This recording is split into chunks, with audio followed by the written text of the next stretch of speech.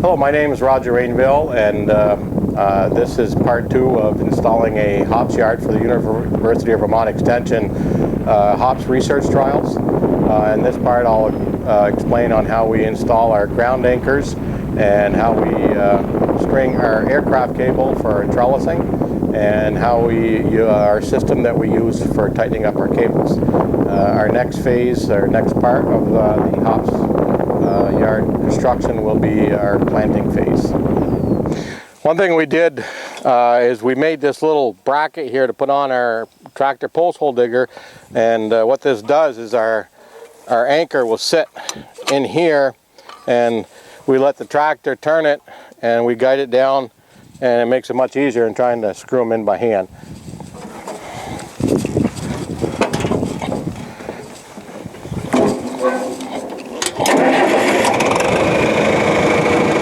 You ready? Okay, Jared, just stand by.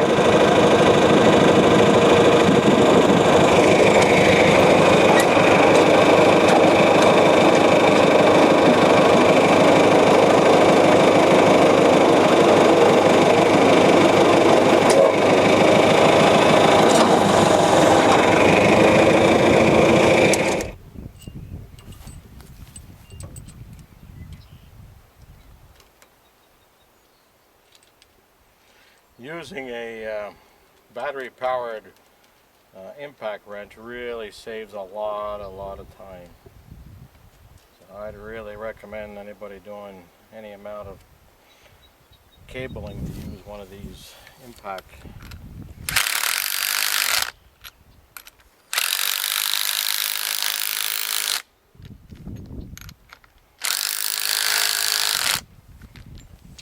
Tell me about your rig.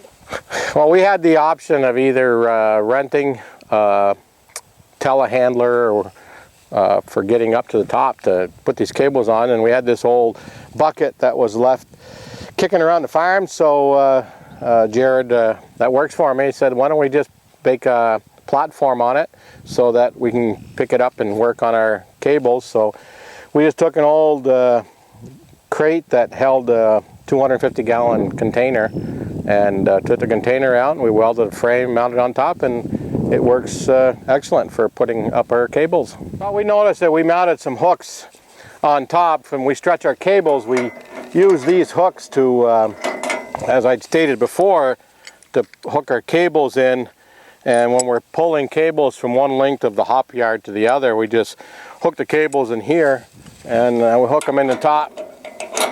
And it works real good, so let the tractor do the work so we aren't pulling it with our hands. So it makes it real easy to work, and it seems to be doing a pretty good job.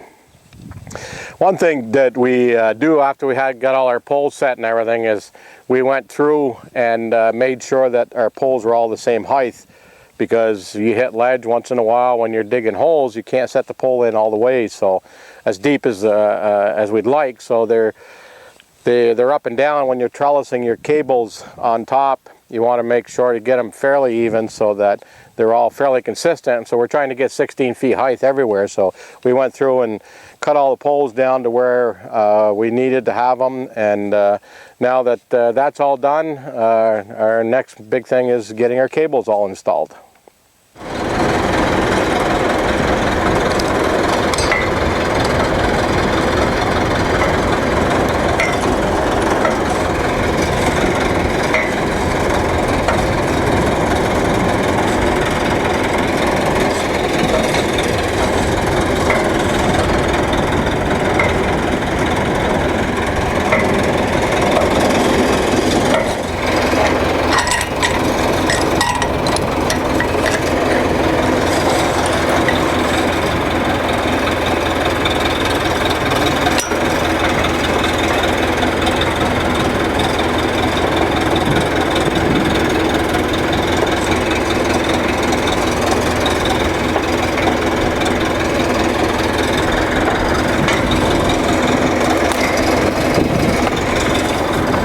See, it's not the right way.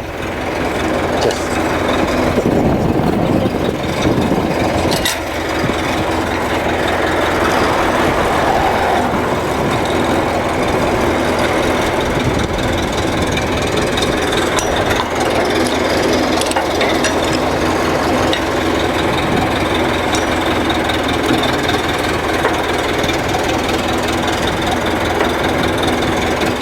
after we get our cable stretch, each line, then we just put 2 clamps on it.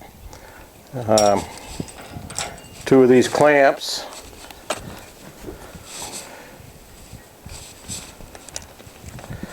It's fairly easy. It's just like the ones we use when we put our anchors on the corners.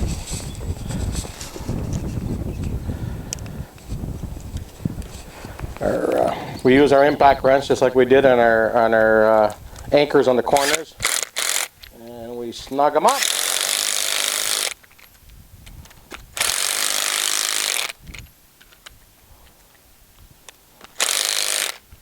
And we put 1 more clamp on, and we tighten her down with our impact wrench.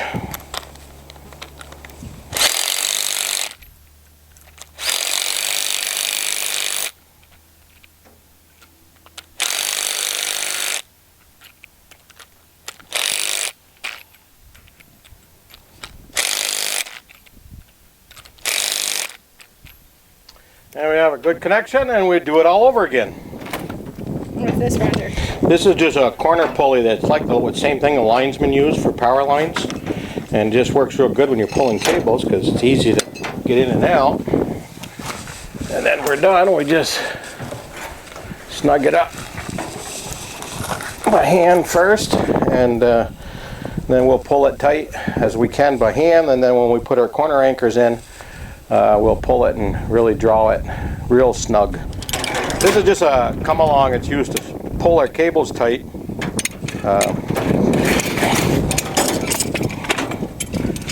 We set our cables up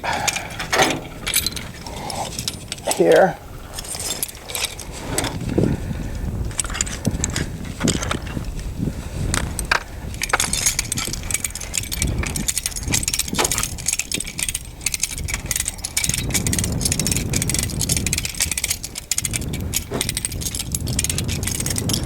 Oh, now we can put our clamp on it.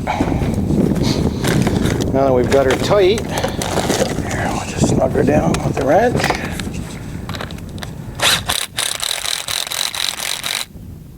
If you're going to be cutting this type of cable, you definitely need cable cutters that are designed for cutting cable, not a bolt cutter.